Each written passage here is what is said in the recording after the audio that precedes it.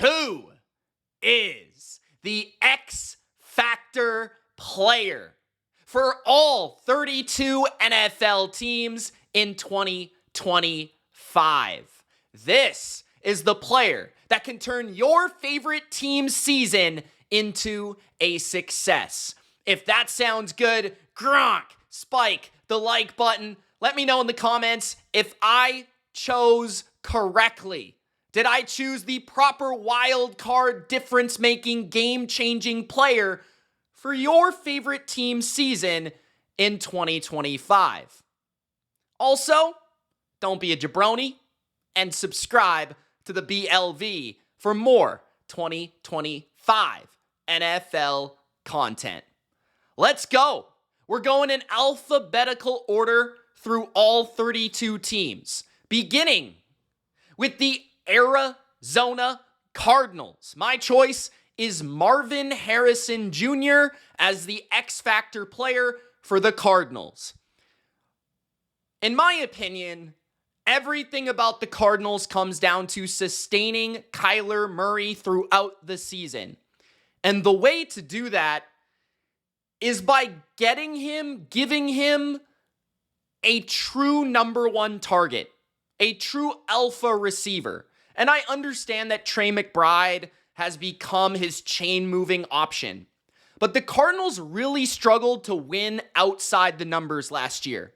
They really struggled to create explosive plays last year. And if Marvin Harrison Jr. can take that jump, as a lot of people expected him to become one of the best receivers in football as a rookie, he didn't become that. Can he do it as a sophomore? Can he do it in year 2? Can he win the one-on-ones? Can he get open on third down? Can he be a red zone weapon? If he can do that, you can give Kyler Murray a security blanket on the perimeter. We all know that Kyler doesn't like attacking the middle of the field. He's too small. He's too short. He can't see. So Marvin Harrison, if he can step up and he can be that game-changing receiver, that threat that must be doubled in the red zone on third down, that's going to make everyone else better. It's going to make the run game better. And it's going to take pressure off the defense. So for me, yeah, everyone wants to see Kyler play well all year. And we know that he's inconsistent. But the way to make him consistent is by giving him a true number one. I mean, remember, his best season came with DeAndre Hopkins. Can Marvin Harrison become the new D-Hop for Kyler Murray? That's why he's my X Factor for 2025. The Atlanta Falcons X Factor for 2025 is James Pierce Jr., the rookie edge rusher. Now, Michael Penix will be the common answer, but that's honestly like too simple. I'm trying to go a little bit past that. Obviously, people know that Michael Penix, he's a question mark. But for me, the biggest question mark in the Atlanta Falcons franchise for years has been their pass rush. And they might have found a difference-making edge rusher in the first round with James Pierce Jr. out of Tennessee. This guy has been absolutely dominating training camp. He is a dog. He plays with tenacity. He plays with physicality. And if Atlanta does want to win the NFC South, surpass the Bucs, they're going to need more out of their pass rush to get to Baker Mayfield. They're going to need a guy that can close on third down, that can get a sack in a big moment, that can create pressure on the quarterback and allow Jesse Bates, AJ Terrell, and their secondary to make plays. This team needs to have a guy that can lead the team in sacks that's not an off-ball linebacker named Caden Ellis. Like, really? So, yeah, the Falcons, their quarterback needs to be successful. He needs to be good for them to be good. But at the same time, Kirk Cousins was good for half the year last year. They were moving the ball. They scored points. They were actually a really good offense, no matter the quarterback last year. But you know what stinks in Atlanta? Their pass rush and their defense. So they need that guy, James Pierce, to step up and become the guy that really, really can get to the quarterback and make difference-making defensive plays. So that's why he's my X Factor for 2025. Next up, the Baltimore Ravens X Factor is Jair Alexander formerly of the Packers, now of the Ravens, a late offseason addition, but that doesn't make it any less valuable or difference-making or game-changing in the AFC. When we're talking about the Ravens, it's not just about, oh, can we make the playoffs? Oh, can we win our division? No. It's about being a Super Bowl team. And I ultimately thought about Mike Green, the rookie edge rusher, as a possibility here, but I think that Alexander's impact, his ability to stay healthy, and if you really think about it, if he can get back to his prime form and he can stay on the field, that gives them a lockdown one-on-one man coverage corner, which Marlon Humphrey, as good as he is not that player. Alexander actually gives you an opportunity to slow down Jamar Chase in your own division. He gives you a guy you can put on in a big game, maybe Rashee Rice, or potentially just lock down opponents across the NFL, because now you can put your other secondary players in their proper positions. Nate Wiggins, a year 2 corner with plenty of potential, can be your number 2 corner. Marlon Humphrey can properly play the nickel and be around the football. And Kyle Hamilton can play free safety or strong safety, wherever you want to throw him, right? But ultimately, if the Ravens are going to be this dominant defense and they're going to win the Super Bowl, I think it's going to be because their secondary can shut down opponents. They can slow down the best quarterbacks in football. They can match up with any receiver personnel you can throw out there. And I think that is a difference-making thing in modern football. We've seen that with the Chiefs. We even saw that at the end of the Patriots dynasty, having great, deep secondaries that can match up, that can play zone, that can play man, that can cover the best receivers in football. That can win you a Super Bowl. Even if you have a great quarterback, a great running back, all that, the Ravens need Alexander to stay on the field, and if he can regain close to his 2020 form, we're talking about the best defense potentially in the NFL. So, that's why he's my X factor for the Baltimore Ravens. The Buffalo Bills, on the flip side of the Ravens, need a guy that can make game-changing plays on offense.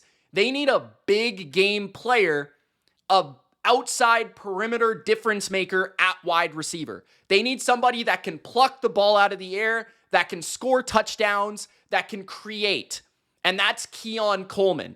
Now, I thought about Dalton Kincaid as well, but if the Bills are going to get over the top and they're going to win a Super Bowl and they're going to do it in 2025, 2026, then Keon Coleman has got to be that complementary player to James Cook in the run game, Khalil Shakir over the middle, and Josh Allen ultimately running the ball and making plays, ad-libbing, right? Keon Coleman can be that guy that wins one-on-one outside, that wins with his size, that wins with his hands, that catches the ball in traffic, that scores touchdowns in the red zone, that wins on a fade route. Like, the Bills did not have that guy last year, and in year 2, there's been plenty of great reports from training camp, but if they're going to win the Super Bowl, they need that guy that can create explosives and that can win those one-on-ones. So for me, I went with Keon Coleman as the X factor for Buffalo. Next, the Carolina Panthers, Nick Skirton is my X factor. He's a rookie, a second-round pick, and the reason I picked him is because Carolina had a historically awful defense last year. Historically terrible. They could not stop the run, and they really couldn't sack the quarterback. They decided to go with the receiver in the first round to give Bryce Young a true number 1 option. So I could understand maybe why you go T-Mac here as your X factor. But I fully expect Carolina to be able to score points. I fully expect them to be able to move the ball. I expect more out of Bryce Young. I expect their underrated receiving core to be able to make plays. I like their offensive line. I love their run game. Like, I think they can move the ball. But if Carolina is truly going to compete for the NFC South, they're going to need a rookie to ascend. They're going to need a young, difference-making defender to change games, get to the quarterback. Because to me, it's not DJ Wonham. It's not Pat Jones. As much as I like Tershawn Wharton and Bobby Brown as role players, they're not doing it. Outside of Derek Brown, they don't really have a difference-making front seven player. And the guy that profiles as that is Nick Skirton, right? He's a guy that can get to the quarterback. He's a guy that can set the edge. He was even seen as a first-round prospect. So, Carolina does have pieces in spots, right? Trayvon Moehrig, they've got J.C. Horn, they have Derek Brown. They need one more difference-making defender, preferably an edge rusher that can get to the quarterback. Maybe it's their second-round pick. So that's why I have him as the X factor of their season. Caleb Williams, I know it's the simple answer, but it is the answer for the X factor of the Chicago Bears. There simply is no other answer other than Caleb Williams. And it's in a variety of ways. Not only his on-field performance and his on-field consistency, but his off-field demeanor and leadership. That is ultimately, I think, even greater and bigger than his play. The team can withstand some bumps in the road. The team can withstand some good performances, some bad performances. But what they cannot withstand is poutiness. What they cannot withstand is drama.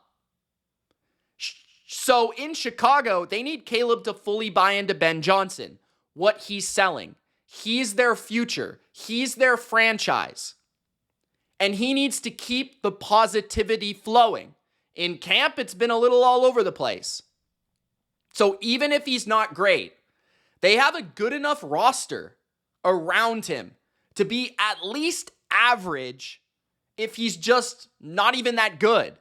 But if he is good, and if he does show his flash, and he sustains that flash into something consistent, we're talking about a potential playoff team. There's not a lot of holes here. They have the protection. They have the weaponry. They have the play caller. The defense is very solid, especially in the back end. There's no excuses. And Caleb can't make any complaints because he has none. So that's why he is the X factor. For the Cincinnati Bengals, I'm picking Dax Hill, their former first-round pick that finally will get an opportunity to play in the position that he played at Michigan. At Michigan, Dax Hill was drafted as a first-round nickel corner. He played the star position at Michigan. In recent years, they've tried to make him the Jesse Bates. They've tried to make him a corner. But finally, they're going to make him a nickel corner. They let go of Mike Hilton. And what Dax Hill does give them is much better man coverage ability, much more agility, much more athleticism, and range at that position. Maybe he doesn't give them quite the ability to blitz or physically play in the run game, but Dax Hill was a first-round pick for a reason. This guy has freakish athleticism, freakish range, and high-end potential. I think that him being back home at this star position could change the Bengals' defense. He could be a playmaker. He can be a tight end stopper. He can be a slot receiver guy that locks you up. He could do a lot of different things. He was playing really well last year at the beginning of the season, and he ultimately went down with injury. He was playing more of a perimeter corner position. So I like to see him get inside and see how he complements this new Cincinnati defense. But he's one of those guys that they need to perform if their defense is going to be more consistent, if their defense is going to be not a joke in 2025. In Cleveland, the X factor is the quarterback position, obviously. I couldn't just pick one because ultimately probably multiple of these guys will play. I have Joe Flacco's picture because I fully expect Joe Flacco to start. So I'm going to lean into Joe Flacco, who last time Cleveland made the playoffs, he was their quarterback. Believe it or not. Old man Joe Flacco. And the reason I think Joe Flacco is the ultimate X factor is his leadership, his experience, his ability to lead a team. And in Cleveland in these recent seasons, their demeanor, their vibe has been so low. Their energy has been so low. And Joe Flacco raises that vibration, raises that energy. He's a guy that people believe in. And he's shown this team, this roster, a lot of these players that he can lead them to success. Stefanski believes in him. So Joe Flacco is first and foremost the guy. But after that, if he doesn't work out, can Kenny Pickett be the guy? Kenny Pickett, former first-round pick of Pittsburgh, had a terrible coordinator in Pittsburgh in Matt Canada. Didn't exactly have the best offensive line. Didn't have a consistent running game. In Cleveland, he'll have much better coaching. So maybe with a year of development in Philadelphia, he could be a better player. Very well possible. He could be a game manager type of guy, and that might be good enough if they can run the ball and they can play good defense with Myles Garrett and Denzel Ward. Otherwise, you're talking about Shedeur Sanders. Can he be a difference maker? Can he change the vibe and the vibrations of the Cleveland Browns? He's the type of personality that could certainly spark something here in Cleveland. Dylan Gabriel, never count out the underdog, right? So there's a lot there in terms of a lot of different options. Can one of these guys stick? They're going to start with Flacco, it feels like, and they'll make their way through. But as long as they can survive here and they can believe in their quarterback, they have a chance. But if none of these quarterbacks work, I don't care how good your defense is, how good your play calling is, it's not going to work, right? Next, the Dallas Cowboys X Factor is Jaden Blue, the running back out of Texas. I went with Jaden Blue. I thought about Guyton, their left tackle, but he's hurt, at least early in the year. We'll see if he's ready to go. They're going to need good protection, right? Obviously, they got to figure out the Micah Parsons contract. You could argue maybe one of their linebackers, Overshown, won't return until probably halfway through the year. Jaden Blue is my pick because Javonte Williams and Miles Sanders, they're washed. They're not going to do anything. They're not going to change anything about this team. But Jaden Blue has special speed. He has, really good skills in the passing game. And he is explosive.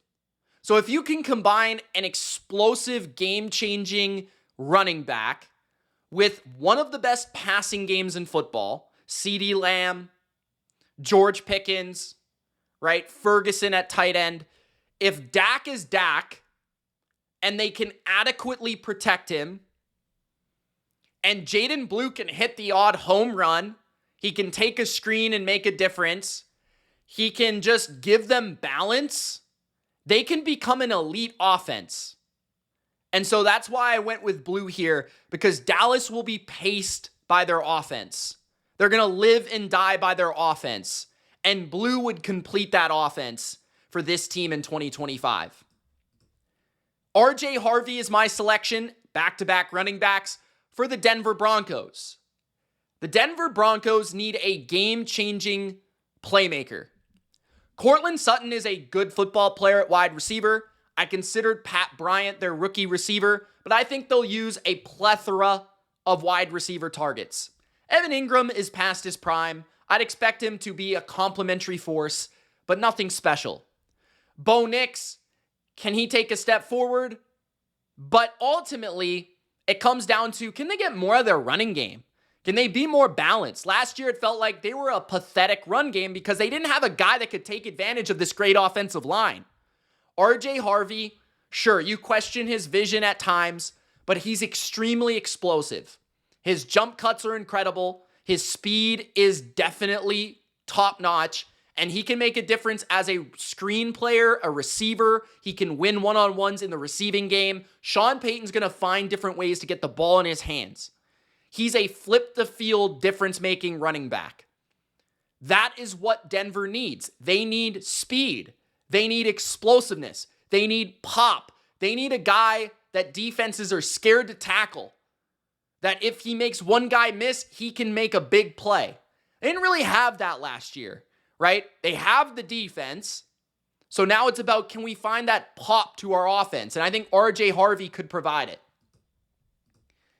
DJ Reader is my pick for the Detroit Lions. DJ Reader was signed to Detroit to be a dominant nose tackle, dominate the run game, take on double teams, make Aiden Hutchinson better, make McNeil better, right? Make this D-line better. But now, McNeil's hurt for a good portion of the year. They did just lose Levi to an ACL. So now their D-tackle depth chart is getting a little bare. And the other option is a rookie in Tyleik Williams, who is massive, who might be able to be a day one starter in the NFL. But they truly need DJ Reader to dominate. They need him to dominate the run game, especially in my opinion. They need him to be able to push the pocket.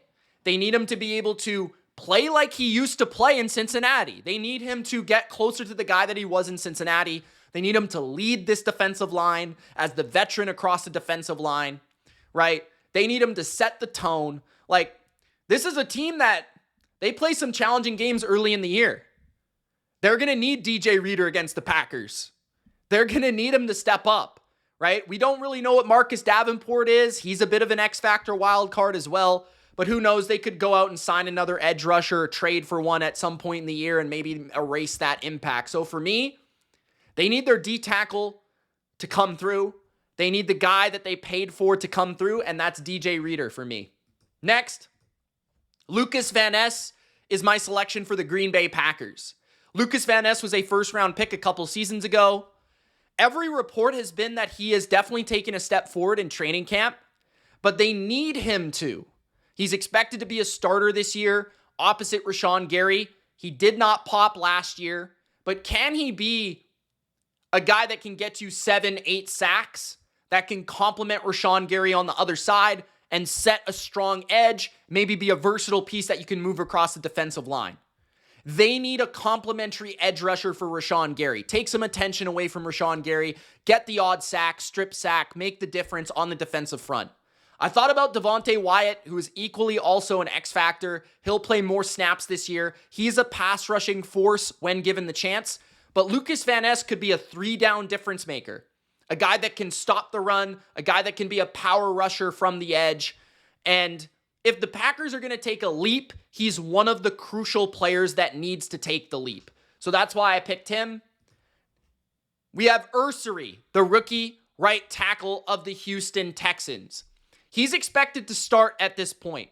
He looks like a stud. He looks like an all-star. He looks like a guy that they nailed in the second round. And I'm not surprised. I was high on him coming out. I believe it was Minnesota that he went to school. He is powerful. He's got a really good anchor in pass protection. But we all know that the Texans' X factor of their team is pass blocking, is blocking in general. So if they can have a plug-and-play rookie, that would make a major difference. Right tackle was one of their worst positions last year. If he can secure that spot and be competent and consistent, then, that's going to make a massive difference to Houston. Again, Houston doesn't need to go from like the second or third worst offensive line to the 10th best. They need to go from pathetic to average. And Ursary might allow them to do that if he's an absolute superstar as a rookie. Anthony Richardson is the only answer for the Indianapolis Colts. It can't possibly be Daniel Jones because Daniel Jones has no ceiling. I mean, otherwise, if Anthony Richardson doesn't work out, this team is not going to be that good. What's their ceiling if he doesn't turn out? 8-9? 9-8? What's their ceiling? If Richardson ends up being, I don't even know if I want to say good, but better, explosive, a guy that can, contribute as a runner, make explosive plays down the field. If he can do that, they have a good enough roster to be right there in the AFC wild card. And this guy's ceiling is immense, right? He's got a rocket arm. He's one of the best runners in football. If he can stay healthy, if he can be a little bit more accurate, a little bit better decision maker, who knows, man?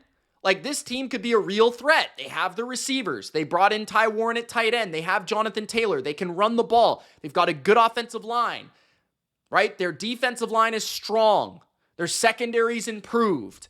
Like, if Richardson can be ready, then they can do it. They can be a surprise team this year. Next, Travis Hunter of the Jacksonville Jags. Travis Hunter is an X factor in the ultimate purpose of the word, right? Like, he can change the game on offense, and he could potentially change the game on defense. Can he be a complementary secondary third or fourth corner on Jacksonville that plays the odd third down, that plays in sub packages, maybe makes a difference-making play, an interception or something every once in a while, right? Gives them that depth if they lose somebody. But on offense, that's more where his impact will be felt. Can he raise the floor of Trevor Lawrence? Travis Hunter is a special prospect, a special player. He's great with the ball in his hands.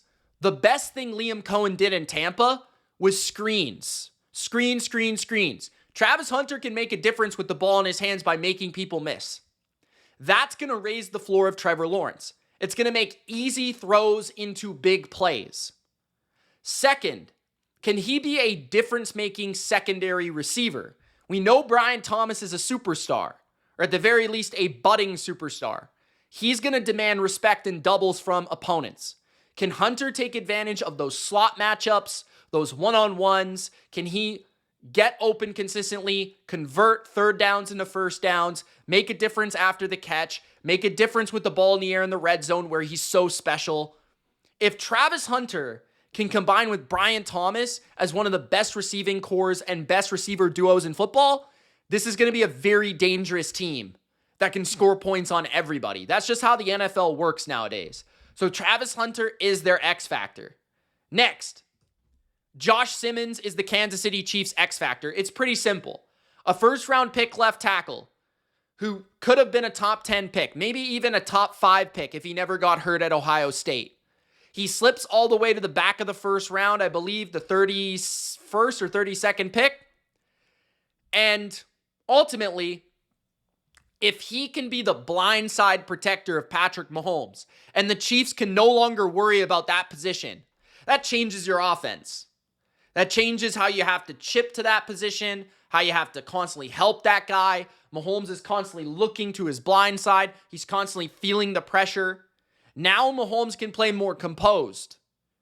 He can play more confident. He can, fiddle around back there and do what he does best. So if Pat Mahomes believes in his protection, that's where he's truly dangerous because we know how creative and poised he is.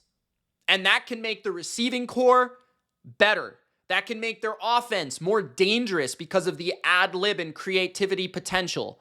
It might make their run game better if he can impact that facet of the game. So Josh Simmons ultimately is the selection. Other guys on offense like Worthy and Rice are big X factors as well. But if they found their left tackle, that could make the Chiefs back into the Super Bowl team they want to become.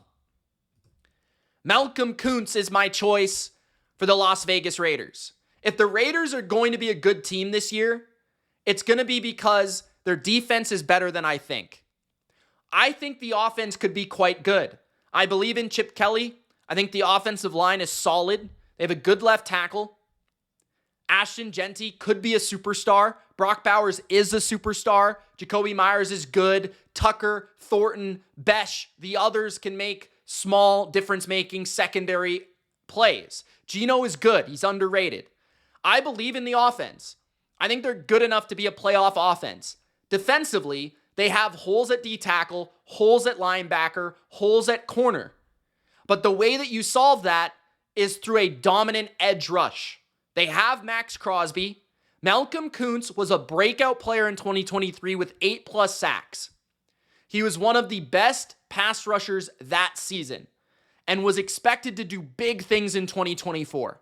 He got injured before the year, missed basically the entire season, and now he's expected to come back and be a difference maker in 2025.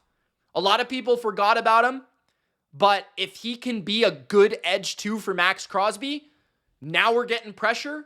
Now we're shortening the time for our not great cornerback group to cover, and all of a sudden, we might be getting our ball back for the offense more often, right? You can work with a good pass rush. So Malcolm Kuntz is the guy for the Raiders. Mekhi Becton is the guy for the Chargers. The reason I go with Becton, I wouldn't have went with Becton if Rashawn Slater didn't get injured. But just imagine this. Rashawn Slater gets hurt at left tackle. Joe Alt is moving from right to left, which is fine because he played that in college. I don't expect him to be bad at that position. But what if Mekhi Becton, who is beat up right now, who they signed at right guard to be their difference-making, powerful run blocker, right? If he's hurt and Rashawn Slater's hurt, all of a sudden your O-line is in shambles.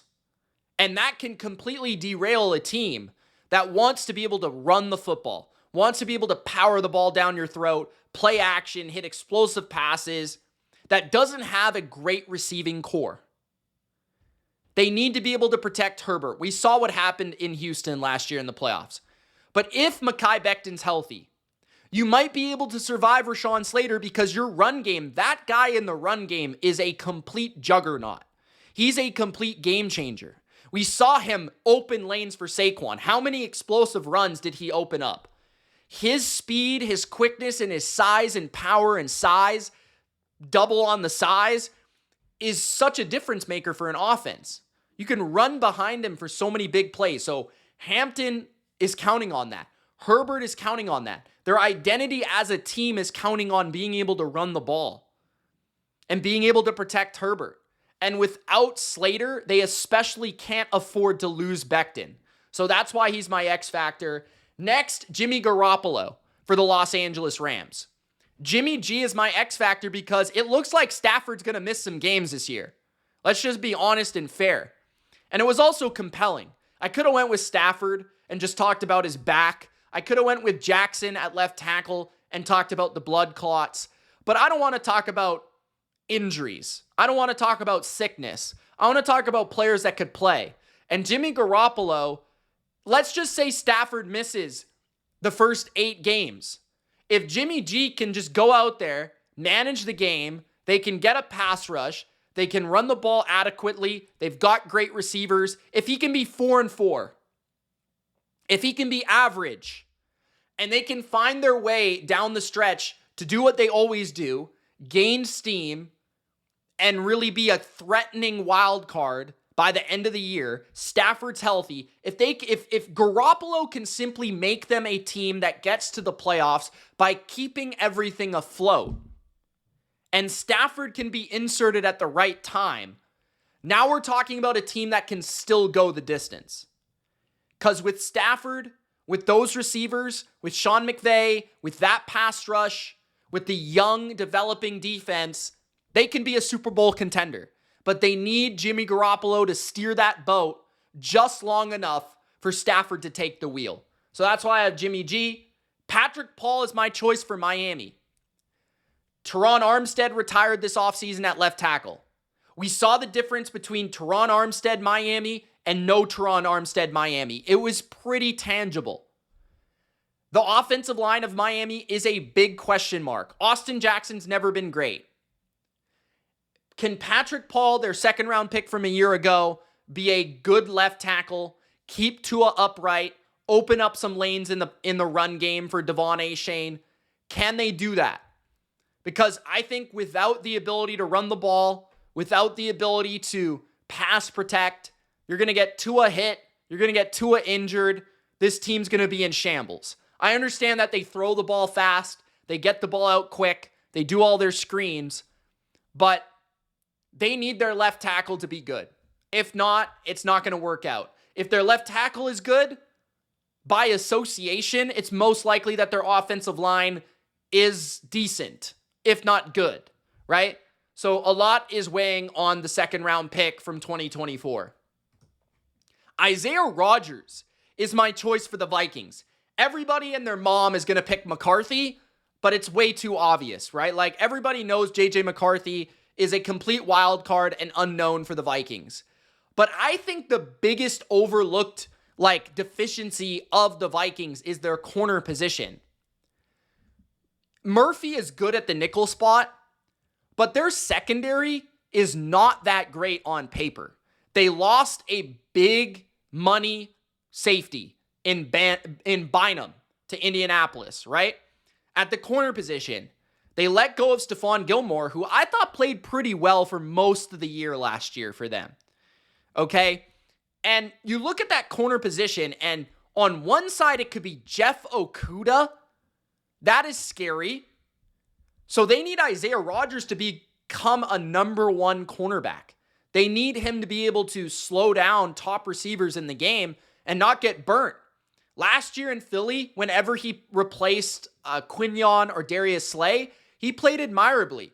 He's played well in Indianapolis before. He plays well in press coverage, in my opinion, and he's feisty. So if he can just be a solid corner, a solid CB1, there's no doubt in my mind they have enough in the other spots of their defense that they can be an elite defense once again. But if he is not good, then all of a sudden their perimeter corner spot is one of the worst in football. Their safeties are rather slow in Smith and Metellus. And no matter how good their front seven is or how good their blitz scheme is, they're not going to be able to cover anybody down the field. And that's going to be a big problem, right? So they're counting a lot on Isaiah Rodgers here.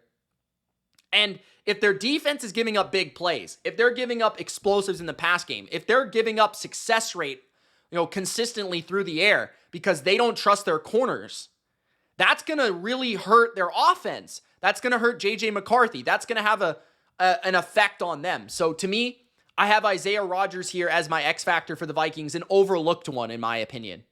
Will Campbell is my X factor for the New England Patriots. For the Patriots, I believe in the difference that the coaching staff will make. I believe in the difference that Stephon Diggs will make. I believe in Travion Henderson. I believe that these guys are going to help spark the offense from a playmaking standpoint. I think Demario Douglas will be better this year. I am not that worried about the playmaking of the Patriots. Drake May can make plays with his legs.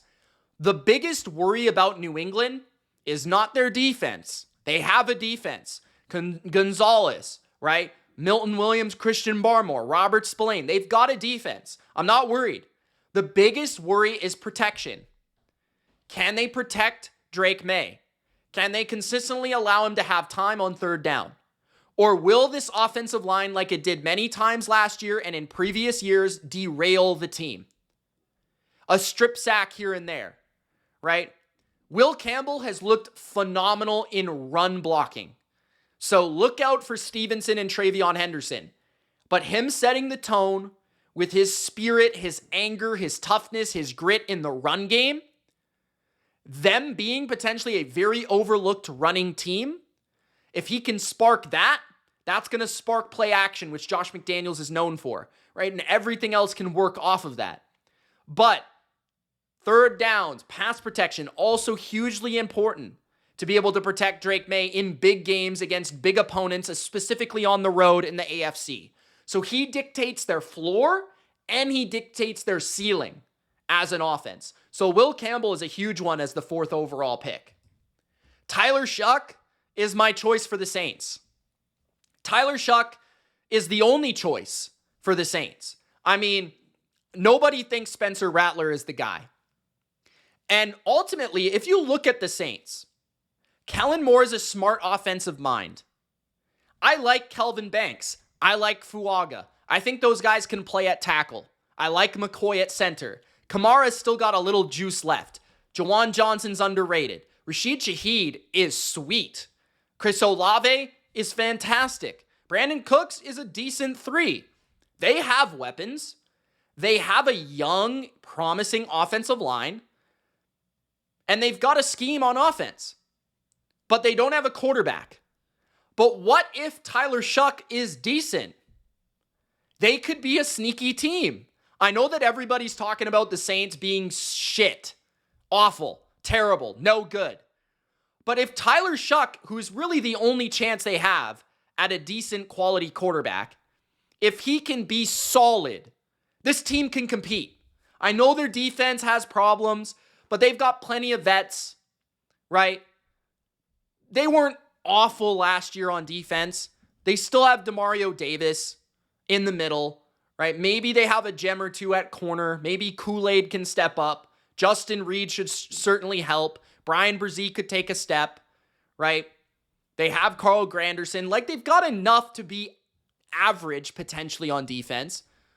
But if Tyler Shuck is like actually good, then our complete evaluation of the Saints is way off, because they at least have some pieces where you could see how it would work. But if he sucks, then the team without a doubt will suck. Like, there's no doubt about it, right? So that's where he is a complete game-changing wild card in the entire division, right? Next, you have Javon Holland of the New York Giants. A lot of people would go with Russ, Jackson Dart. That's fine. I understand that, right? But honestly, like, at the quarterback position, I don't believe that either one of those guys is going to make a ginormous difference either way. I think they'll both be about the same.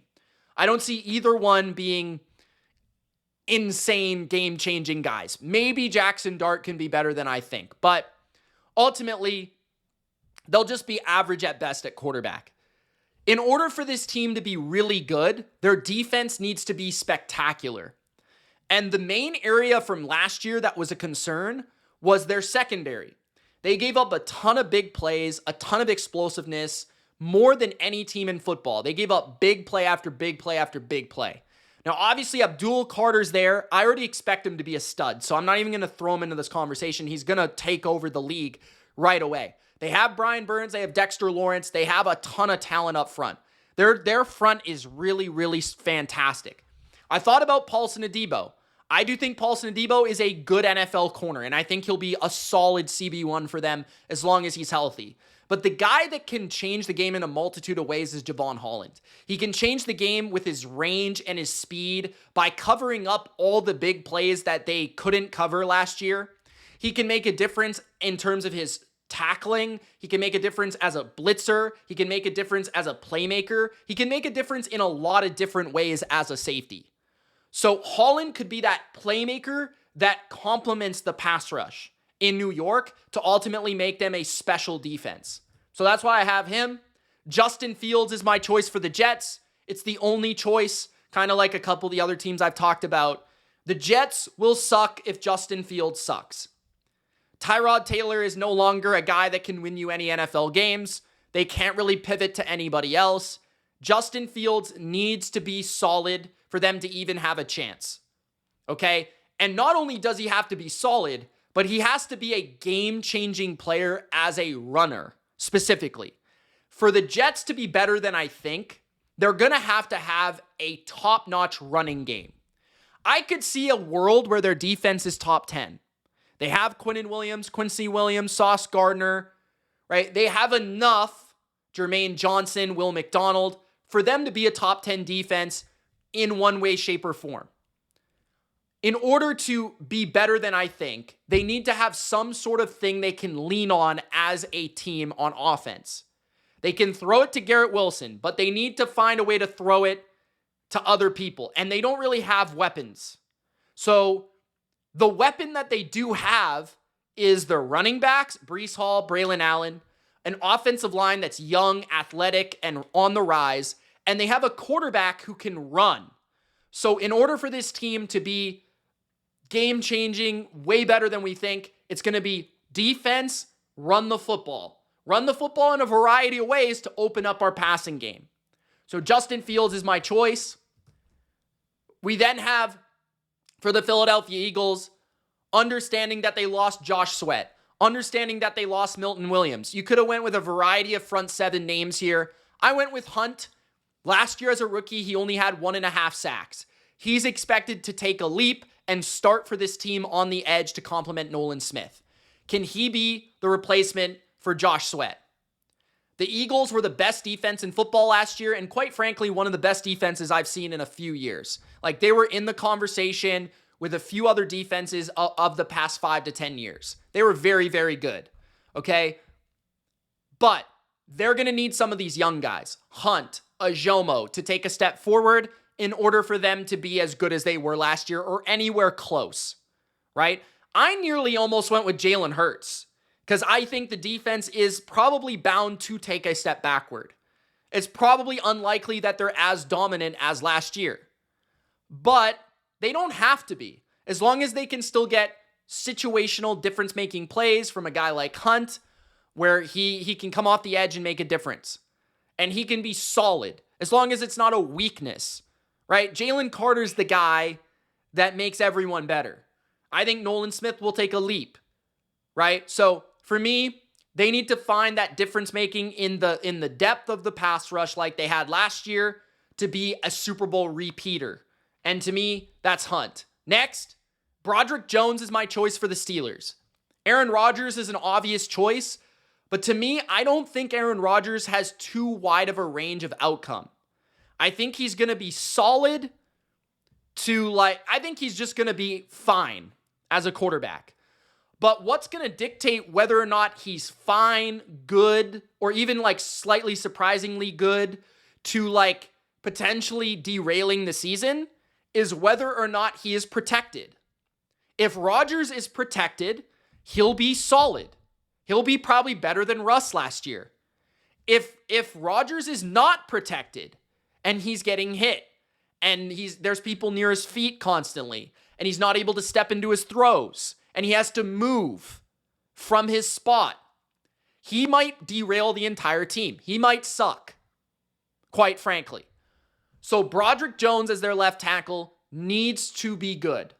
Because if not, Rodgers is going to get hit. He's going to turn it over. He's going to be shaking in his boots. He's going to be seeing ghosts, throwing the ball too fast, and that's not a good place you want to be. So Rodgers needs to feel comfy, and his left tackle can allow him to do that. That's why he's my choice. Michael Williams is my choice for San Francisco. There are a lot of different choices for San Fran. I initially thought of Ricky Pearsall, but I'm pretty well convinced that Ricky Pearsall is going to be really good this year. I'm pretty well convinced that he might be one of the breakout receivers of 2025. But in order for the Niners to truly be as good as I think they can be, which you guys know I'm very high on the Niners, they're going to need their rookies, one or two of these guys, to truly be really good players. Kind of like the Rams last year with Jared Verse and Braden Fisk. If Michael can be a not Pro Bowler, but kind of close to that, like a really good player as a year one player that can set the edge, stop the run, dominate in the run game, and then be able to get inside, get some pressure and some push from the interior to complement Nick Bosa and Bryce Huff and really be that Eric Armstead 2.0 for Robert Saleh. If Michael Williams can do that, that D-line is going to be really good, right? That's all it takes is for their first round pick to perform like a good to future elite player. And yeah, he's a little toolsy. He's a little bit more potential, but this is a guy at Georgia that his last season, he played injured 90% of the time. So I don't think people really realize how good he can be. Imagine if he's a defensive rookie of the year candidate in year one, playing on a defensive line with Nick Bosa. Imagine how good the Niners can be if that's the case. I mean, Nick Bosa has never really had a player that was that good on the opposite side of him. Dee Ford was decent. Chase Young was fine. Leonard Floyd was not as good as they thought last year. Imagine if they actually had that guy and it was Michael Williams. Think about it. Next, Kenneth Walker of the Seattle Seahawks. I'm going with Kenneth Walker because I think for the Seahawks to be a playoff team, in order for Seattle to be as good as their fans hope, their ingredients and their formula is defense and running the football. They brought in Clint Kubiak for a reason. He is a run-first coordinator. His dad was, Shanahan is, Kubiak comes from that system. And in order for them to be a successful offense in 2025, they need their top 5, top 10 running back talent to stay healthy, to create explosives, and to wear and tear defenses to shreds. They need to be able to rely on their run game, to pace the game, to slow down the game, and to be able to play defense. They want to be able to keep Sam Darnold out of down and distances where his offensive line exposes itself and where Sam Darnold can get antsy and get pressured. That's not the formula they want. They want to be able to run the ball and play action and keep Sam protected through play action. And the first piece of formula for that is to run the ball and have a very threatening, explosive home run running back. And that is Kenneth Walker, who, in my opinion, can lead the NFL in rushing. He is that talented. So, my choice is Kenneth Walker. Hassan Reddick is my choice for Tampa. Tampa, in order to go from good division winner to potentially great contender, they're going to need to rush the quarterback. And yes, Yaya Diaby is good, and Vita Vea is a monster, and Kalijah Kancey is a situationally fantastic pass rusher. But if Hassan Reddick can be Hassan Reddick, that totally changes the defense. It gives them the closest thing they've had since Shaq Barrett, right? Since like Shaq Barrett was closer to his prime. Ever since Shaq Barrett declined and left the team, they haven't had a good four-man pass rush. If Hassan Reddick can go and Hassan Reddick can play, they, for the first time in a couple years, have an actual four-man pass rush where they can put more people into coverage, they don't have to blitz as much, and they can cover up their weaknesses, right? And they can complement a very good offense. So Hassan Reddick is easily, to me, their X-factor player, because if he is Hassan Reddick, as we know and love in his past, they are a contender. L'Jarius Sneed is my choice for the Titans. A lot of people would think of the offense because of, Cam Ward being the first overall pick.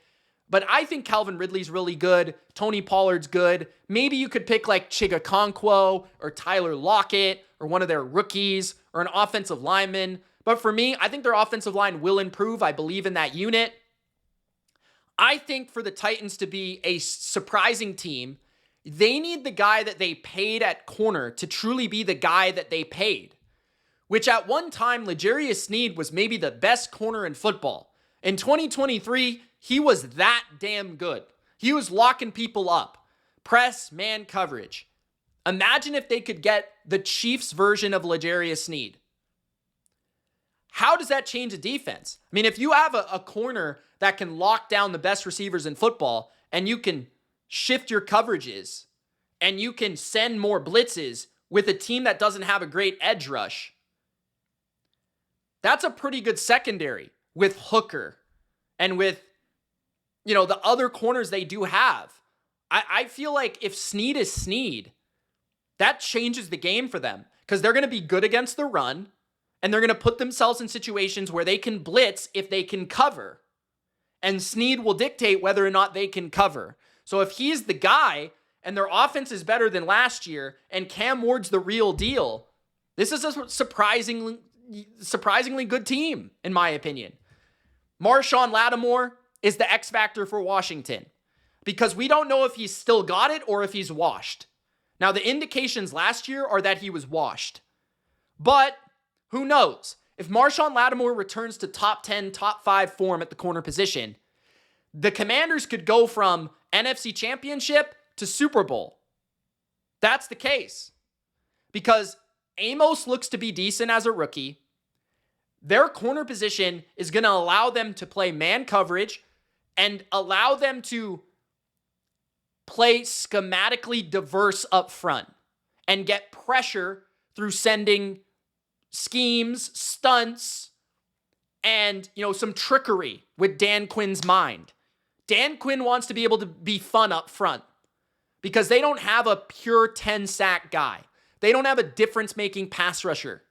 So they need Marshawn Lattimore to be able to be a number one corner. If not, their defense might not have it this year. They are really relying on their corners to come through and lock it down and shut it down. If they can do that, you complement a really explosive and fun offense led by a really good quarterback, and you have a team that's going to go back to the playoffs and threaten for the Super Bowl. But if not, you might miss the playoffs altogether because you can't play defense and you can't cover anybody. So that's why Marshawn Lattimore is my final X Factor. Those are my X Factors for all 32 NFL teams for 2025. Hope you enjoyed. If you did, Gronk, spike the like button. Don't be a jabroni and subscribe. And we'll see you in the next video. It's Mitch. Peace.